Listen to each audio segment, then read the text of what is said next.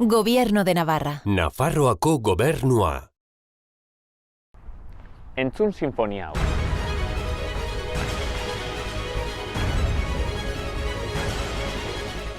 Orain entzun bertze hau.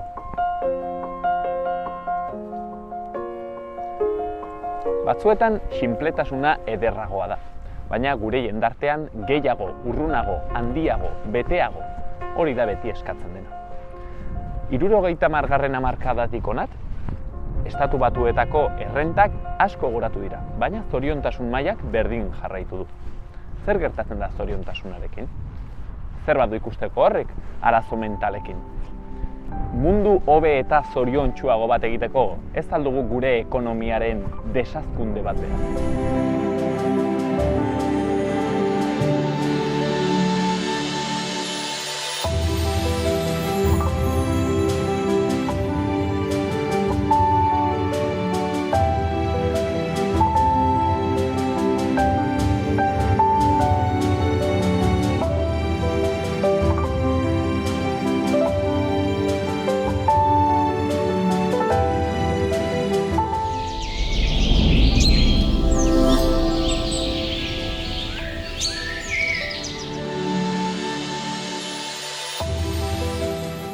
Saioarekin hasi aitzinetik, omenalditxo bat Nafarroako paisaiei. Zaraitzu ibaia zintzurrak zizelkatzen ibiltzen baita. Pirinioetako mendietan Zaraitzu ibaiak neguko euri eta elurrek hartu eta Nafarroako erdialdeko lautada mediterraneoetarantz jaisten da. Era askotako paisaiak zeharkatu da. Oihanak, herri txikiak, baratzeak eta alorrak. Pare bat tokitan, mendia ibaiaren bidea eragozten saiatu da, alferrik. Zaraitzu ibaiak bi zintzur zizelkatu baititu. Aizpurgikoa eta Arbaiungoa.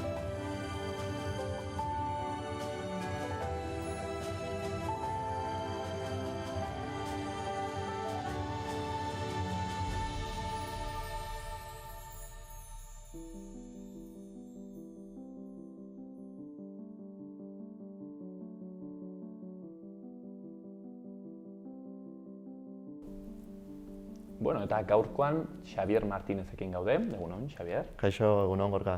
Bera mugarik gabeko kidea da, eta berarekin solastuko gara gaur, desazkundearen gaiaz.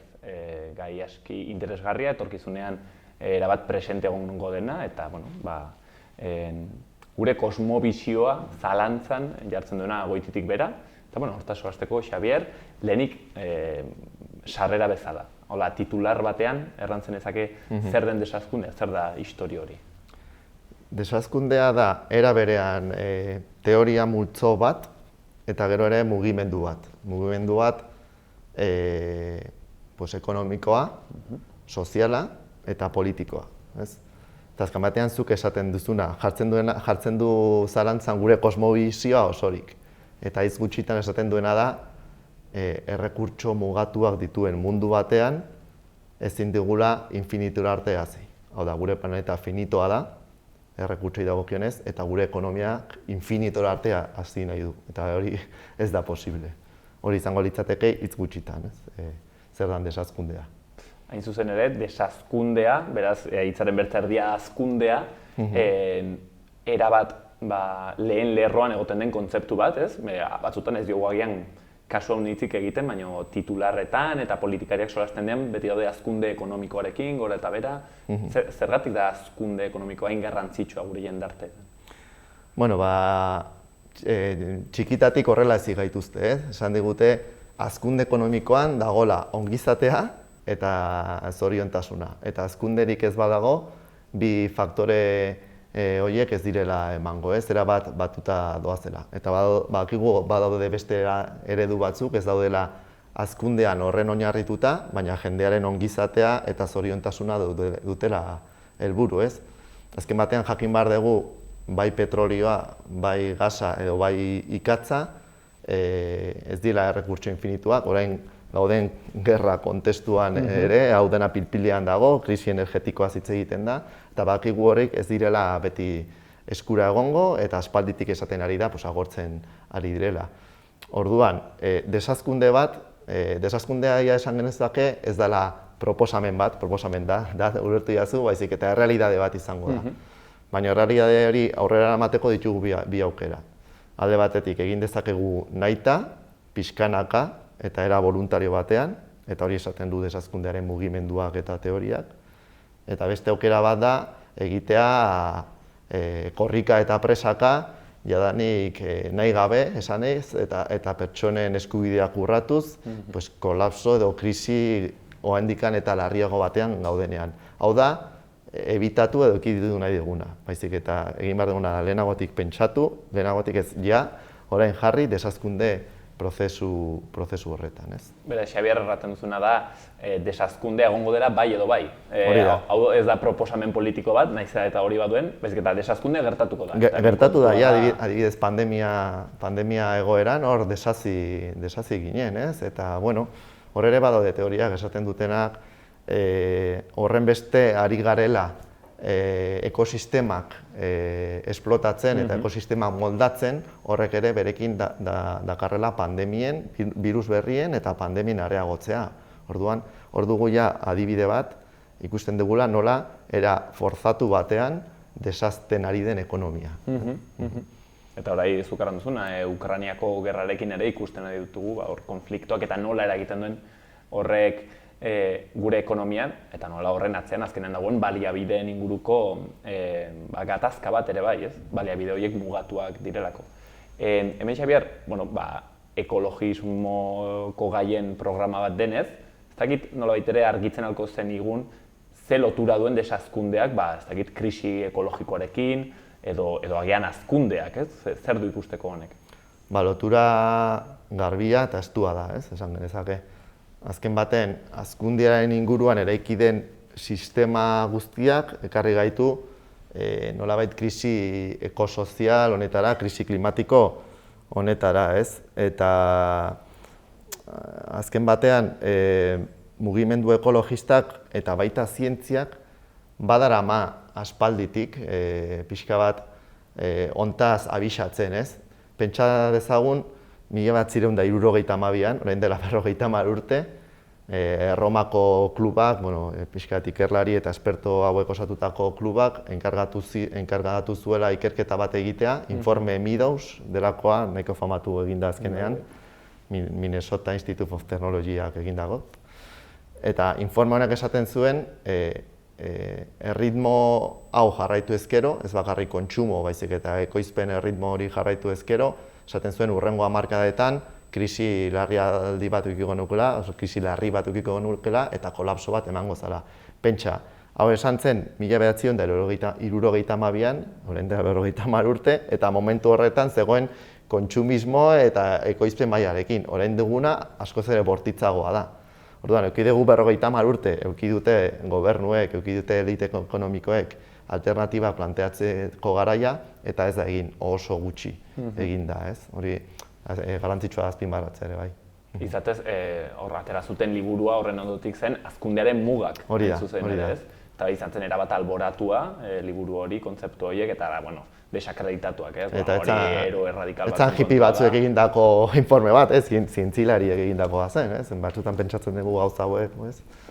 Mugimendu ekologista desakreditatua izan da urte askotan, mugimendu indigena ere hontaz abisatzen daramate hamarkadak, eta horren momentua iritsi da, ez? Eta gure politikariek eta dana krisi ekologikoaz hitz egiten dute, krisi klimatikoaz, orain dela 20 urte pentsa ezina zenean, ez? Eta gure xaharrek ere, batzutan solasten duzunean, gure aitatxi amatxiekin, haiek erraten dute, mundu honek arazoren bat du, hau ezin da mantendu, ez? Kontsumo maila hau, honek eginen du bera. Haiek ere badute ikuste kontzientzia hori. Bai, oraindikan eurek, nolabaiteko ekonomia komunitario baten existirelako eskasia ezagutu zuten, gerrate ondorengo garai batean, eta eurengatik ikasi beharko nuke akaso bestera batera bizitzen, ez? Era apalago batean, sinpleago batean, baina ez du esan nahi, gero hitz egingo dugu, zoriontsu ez gerarenak horren zoriontsu izango baizik, eta beste gauza batetan bilatu behar dugu zoriontasuna, ez?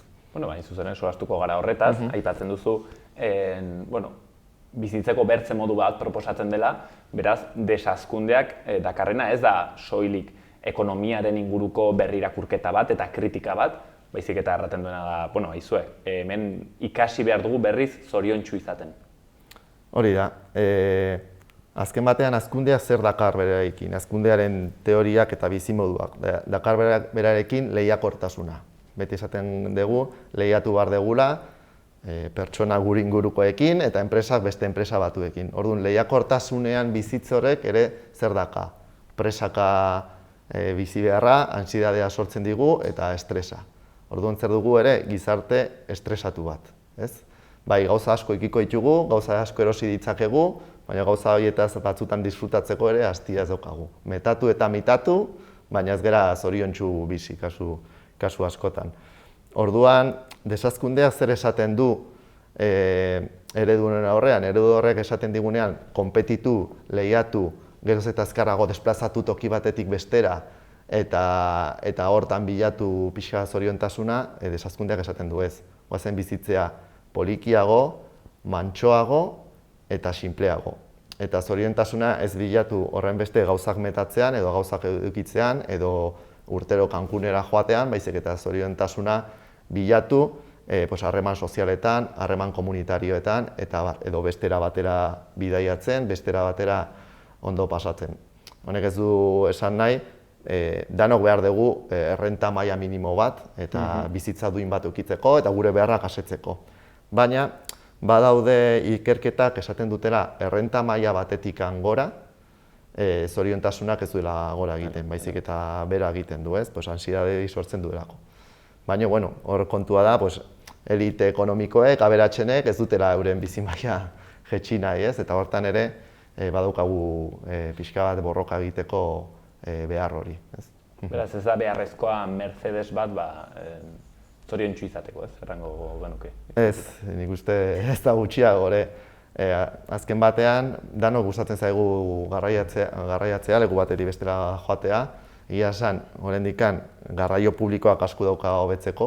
Esaten digute kotxe elektrikoa izango dela konponbidea, baina auskalo zenbat zentral nuklear egin beharko liratekeen kotxe guztiak entxufatu ahal izateko, hori beste gauza bat izango da.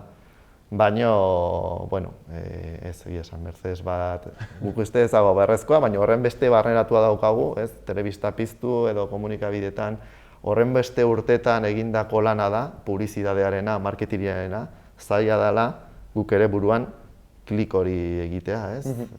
Claro, arrakasta gure jendartean ere hola ulertzen delako, ez? Lehen nintzen, hain zuzen ere, liburu dendan, eta ikusten nuen, bakizu, autolaguntzako liburu horiek, eta horietako titulo batzuk ziren pentsatu eta egin zaitez aberatsa. Nola egin aberatsa 10 pausotan. Eta, hori da erdian dagoen, ez? Eredu hori. Hori da, zeratikan, baitaren nola bait sustatzen dute gurengan insatisfazio hori. Momentu oro sentitu bargea pixka bat ez gaudela, zehoze barnean ez duela funtzionatzen, edo ez gaudela falta zaigu, insatisfazio hori, eta nola bete insatisfazio hori? Izan daiteke autolaguntza liburu baten bitartez, edo izan daiteke Mercedesaren bitartez, edo izan daiteke beste dozerren bitartez. Orduan, kontsumismoa, insatisfazio hori gainditzeko erraminta gisa. Hori ere, publizitate mensajetan oso barneratuta dago. Batek errango du, Xabier, proposatzen ari zarela erdi arora bueltatzea? Ez ditzateke erdi arora bueltatzea, bai hamarkada batzuk atzerago agian lehen hitz egiten genuen gure aiton amonen bizimoduaz. Ez litzateke hori ere ez, baina kontutan eduki behar dugu, gaur egun bai zientziak, bai ingeniaritzak eta bai teknologiak aurrera egin dutela desente, eta badaude bideak, bai zientziak, ingeniaritzak eta bar lortu ditugun erraminta horien bitartez, bestera betera bizitzeko erdi arora bueltatu gabe. Adibidez, energia modu lokalean, modu komunitarioan kudeatzeko herri-zerri, gaur egun erraminta interesgarria daude horretarako. Orduan, noski ez gara bueltatu behar erdi arora, baino bai ohitu behar gara bestera batera bizitzen. Pentsatu behar dugula, ezin dugula urtero oporretara joan hegazkinean, ezin dugula adibidez, asteburuak zentro komertzialean pasatu eta ezin degula gaur jaten dugun bezain beste haragi jan. Hori onartu behar dugu, baina ez litzateke erdiarora bueltatzea, ez? Baik, hemen erdigunean dagoen hitza da gutxiago, ez? Gutxiago. Baina, bueno, batzuk erraten dute gutxiago zentzu materialean, baina ez giza balioetan, ez? Hain zuzen ere, gure jendarte honek ekarri duena da humanismoaren galera bat, ez? Eta komunitatearen, elkarrizketa on baten, edertasunaren galera bat. Eta hortik ez da erraten gutxiago, hain zuzen ere da desazi materialki, bertze bizitzako aspektu horietan hazteko gehiago, ez? Hori da, desazkunde ekonomikoa eta materiala da, baina baita ere gogoratu behar dugu, danok ez dugula desazi behar. Hau da, gu bai, baina jendearen gehiengoak, munduan bizi den jendearen gehiengoa oso gutxirekin bizi da. Beraz, eurei tokatuko litzaieke haztea, bizitza maila duin bat eduki arte, eta badakigu munduaren 80% bat oso kondizio eskasetan bizi dela, eta beste batzuei tokatuko litzaiguke desaztea. Guri kasu, baina karo, gu baino lehenago, badaude, gu baino desentea aberatsagoa den jendea, eta hor daude elite ekonomikoak. Horren neurtu behar da mezua, ez? Batzutan gure gain kargatzen dugu, erdi mailako edo kaleko biztanleen gain, baina fokoa eduki behar dugu, eta hortan ere saiatzen dira elite horiek ere pixka bat guri manipulatzen, esan ez, danok daukagula ardura berdina. Ez, danok ardura berdina ez daukagu. Lehenengo, multinazionalek eta gehien kontsumitzen duten elite horiek daukate. Horrek ez du esan nahi, guk ezin degula ez ere egin. Azken batean, bai Euskal Herrian eta Nafarroan bizi gera, 3-4 planeta izango bagenitu bezala, hurrengo generazioetako errekurtsoa kontsumitzen ari gara. Orduan, guk ere gure egunerokotasunan egin behar ditugu aldaketak noski, bai gutxiago kontsumitzen, bai gauza material gutxiago eukitzen, zuk esaten zenun bezala, baina baita ere lana birpentsatzen, denbora gutxiago lan egiten, ez? Behintzat, lan gutxiago bulegoan edo lan gutxiago lantegian, lan produktibo horretan, baina denbora gehiago eskaintzen zaintza lanetara. Bai pertsonen zaintzara eta bai planetaren zaintzara. Eta bueno, hor, ekonomia feministak egindako ekarpen guztiak oso baliagarria dira. Osea, honek ekartzen duena ere bai, nola ez, da lanaren inguruko eraldaketa bat, ez? Eta seguraski erraten duena da, bueno, denak ezin gara izan youtuberrak edo aurkezleak, eta izan beharko gara, seguraski nekazariak, izan beharko gara artisauak eta horrelako bertze ofizioak, ez? Hori da, baita jendarte honek edo sistema honek eraman digu espezializazio estremo batera, ez? Eta gera orduan erabat dependenteak, dauko gauza bat egiten, baina gero etxean apurtzen zaigu beste zeozer, eta ez dakigu konpontzen, edo ez dakigu baratza bat landatzen, baratza bat eramaten. Orduan, lana errotik birpentsatu behar da. Zeren esaten digutenean lana, pentsatzen dugu lan ordainduan, soldatapeko lanean. Eta lana da, gure bizitza mantendu ahal izateko egin behar dugun guztia. Orduan, pentsatu behar da hor, zaintzen krisi bat ere dagoela. Gaur egun, azken batean, etorri behar izaten dute beste herrialdeen, pobrezian bizien herrialdetako emakumeak gure pertsona edadetuak zaintzera adibidez, hor ematen da horrelako kate bat, eta lan horiek ere kontutan eduki behar dira.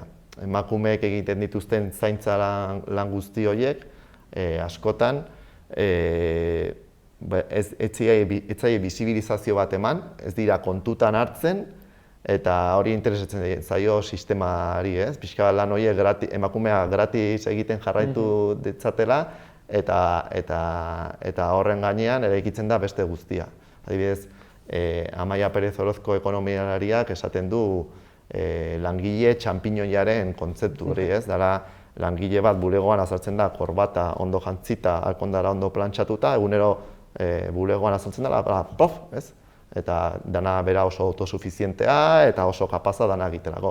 Baina ez da irudikatzen sistemak langile horren atzean dagoela segurazki bere ama, bere emaztea, arropa plantxatu diola, elikatu diola, eta abar. Orduan, atzean dagoen zaintza lan hori garrantzitsuena dana, jendartean edo gizartean edo sisteman dagoen garrantzitsua dana, ez da kontutan hartzen eta ez da baloratzen.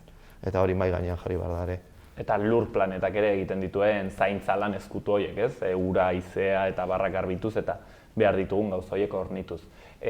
Aipatu dugu lehenago, honek erraten da iparraldean desazi, baina agian hegoaldean hazteko aukera izateko, ez? Desazkundearen historia honek zer du ikusteko dekolonialitatearekin? Desazkundearen proposamena da erabat dekoloniala eta erabat antiimperialista esan dezakegu ere. Eta lotura estua du, eta gu hortan egon gara lanean ere, herri indigenek esaten duten proposamen batekin. Dela proposamena del buen vivir, edo bizitze ona ere deitua. Azken batean, mugimendu honek, beraiek hitz egiten dute herri indigenek, de descolonización del pensamiento. Oraindikan, kolonia garaietik datorren logika guztiak oso barneratuta dituzte haiek eta guk ere. Eta bai desazkundearen mugimenduak eta bai buen bibirraren proposamenak lotura oso estuak dituzte. Adibidez, bi mugimenduek proposatzen dute jerarkia soziala apaltzea eta boterea banatzea, herritarron artean eta komunitateen artean. Bi mugimenduek proposatzen dute gu naturaren barruan kokatzea, naturaren baitan, ez naturaren gainetik. Bi mugimenduek hitz egiten dute ere patriarkatua ere alde batera uztera. Bi mugimenduek ere proposatzen dute eskualde, komunitate eta herri burujabeagoak izatea. Eurek ere asko hitz egiten dute nazio anitzen estatuen inguruan, estados plurinazionales. Eurek asko lantzen dute euren herrialdeetan eta adibidez Bolivian kasu, Ekuadorren desintegratuta dago estatu egitura hau eta buen bibirraren kontua, batez ere konstituzioetan, gero oraindik gehiago landu behar dira. Eta hoxe, azken batean lotura bitxia da, baina euren proposamenakan Latinoamerikan batez ere, herri indigenen buen birra eta desazkundeak lotura estua dituzte. Nolabait ere erraten digute, zuek mendebaldarrok desazi, gutxiagorekin bizi. Hori da egiten alduzuen honena gugatik, ez? Xabier, bukatzeko, bi galdera motz bakarrik.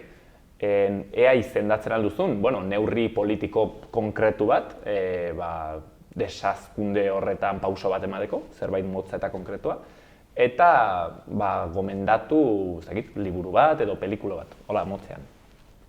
Motzean, adibidez, energiaren kontuan, lehenengo egin behar ditugu neurriak hartu energia gutxiago kontsumitzeko, efizienteagoak izan, eta gure egunerokotasunean energia gutxiago kontsumitu, baina bestalde eredu energetikoaren moldaketa sakona eman behar da. Gaur egun energia oinarritzen da, eredu energetikoa da oso urrun dauden zentral energetiko handiak, eta energia hori gure etxetara ekartzeko egin behar da infrastruktura erraldoiak eraiki. Horrek suposatzen duen garraio kontaminazio guztiarekin.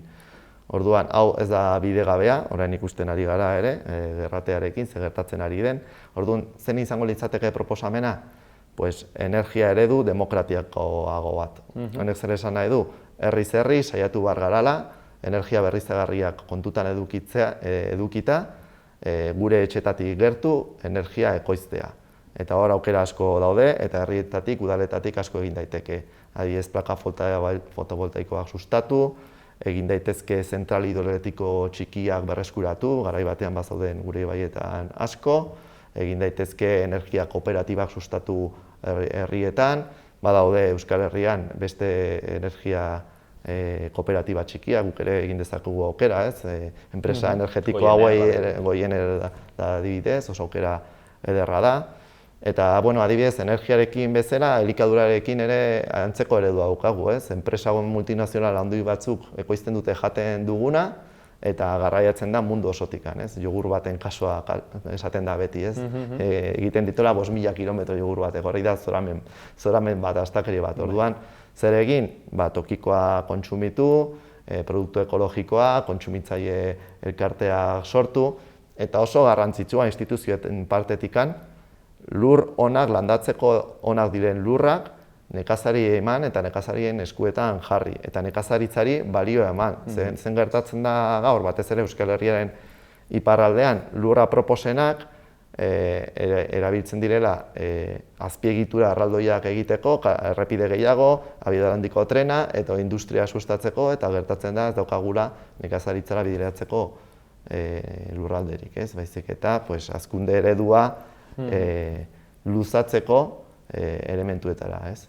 Eta Xabier, bukatzeko, aipatutako hori, pelikula bat, liburu bat? Bai, liburuei dagokionez, esango du pixka gure liburu bat, deitzen dela De crecimiento y buen vivir. Liburua Usua argitaletxeak ateratakoa da, Euskal Herria aldizkari sortaren bitartez, orduan bilatu nahi bezue, De crecimiento y buen vivir. Eta gero, bi autore garrantzitsu, bat Carlos Taibo, pixka bat desazkunde mugimenduan estatu mailan erreferentea, eta Yayo Herrero. Yayo Herrero asko idatzi du ekofeminismoaren inguruan, oso lotuta dago baita ekofeminismoa eta desazkundea, eta merezi du Yayo Herrero irakurtzea, eta hemendikan ere egunen batean egoten bada hitzaldiren batean, entzutea, ez? Eta pelikulei dagokionez, adibidez ikusten nagoen bat dela El Colapso, dela pixka bat, katastrofista da, baina jartzen digu panorama latz baten aurrean, nola kolapso egoera hori iritsi daitekeen, eta horrekin gelitzen bagea pixka bat bajoiarekin, gero guk badaukagu dokumental bat, nahi duena jarri daiteke gurekin harremanetan eta eskatu, edo Laster sareetan egongo da, deitzen da Alternatibak plazara, eta dokumental horretan hain zuzen ere ematen ditugu pistak gure egunerokotasunean, bai energiaren kontuan, bai elikaduraren kontuan, bai ekonomia sozialaren kontuan, jakiteko nola ekin dezakegun, ez? Beste eredu batean bizitzeko eta bestera batera bizitzeko, ez? Hortxen, Xabier Martinezen hitzak eta hausnarketak, mugarik gabeko kidea, goixen, ez? Desazkunderen inguruko hausnarketak, hitz batean kendu Mercedesa eta hartu bizikleta bat. Eskar hondiz, Xabier. Oso ondo, mila esker.